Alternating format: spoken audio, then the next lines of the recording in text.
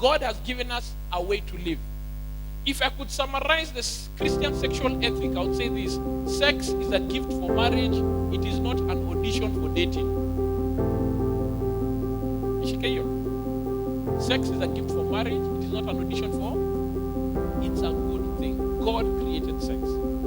Now, Paul goes on to say, I want to stand back to our text in 1 Thessalonians chapter 4, verse 1. It says, we instructed you how to live a sexually pure life in order to do what? Read verse 1. What does it say? We instructed you how to live in order to, what does it say? In order to please God.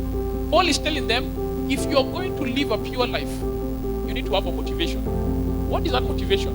You ask many young people today, are you going to live a pure life? Yes.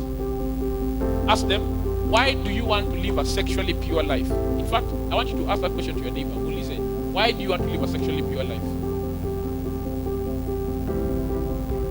Akupatie jibu. What's the reason? Why? What's the reason? Why? Bona? Now, if you talk to many teenagers today, watakwambia, hey, haujui budangu. You don't know my father.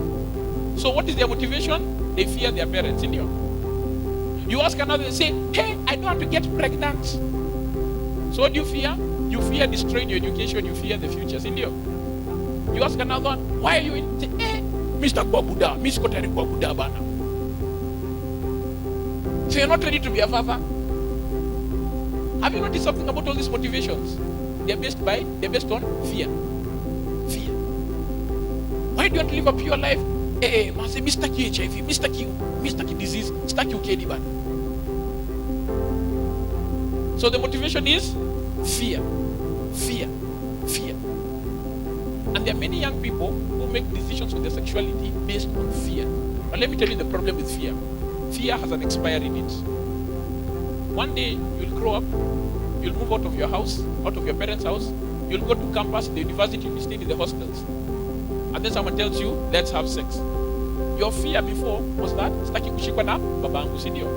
Now your father is miles and miles away. Umeenda kusomea kule Eldoret. Your fear is gone. Question, will you wait? No. And if you are not sure, let me tell you, no, you will not. You say, hey, Mazi, I said not to get pregnant. Then what happens? You discover you can use a contraceptive and prevent yourself from getting pregnant. Will you wait? No. You discover you're afraid of being a father because you cannot afford diapers.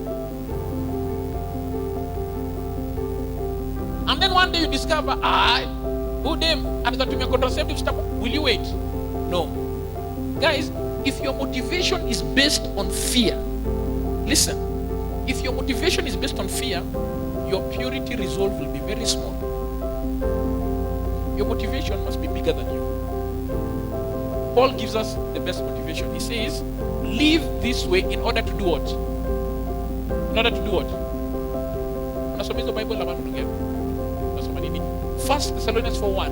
Live in such a way in order to do what? To please God. Now let me let you see how that is a big motivation.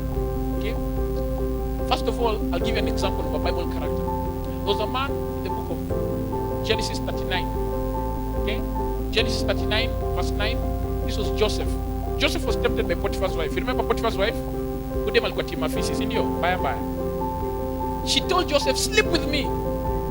Joseph responded to her and said, Mrs. Potiphar, how can I sleep with you?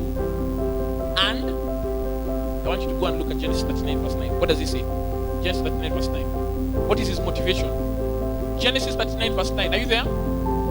Look at Joseph's reason. How can I do such a wicked thing and...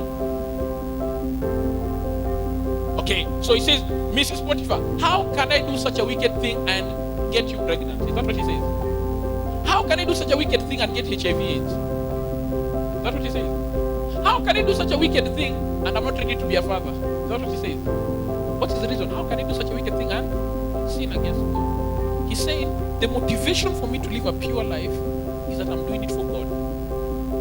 And he's saying, young men, young women, if you've got any motivation in your heart to live a pure life, and that motivation is based on fear, understand that it is only a matter of time before that motivation expires and you will fall. But if your motivation is based on fearing God, pleasing God, you will stand.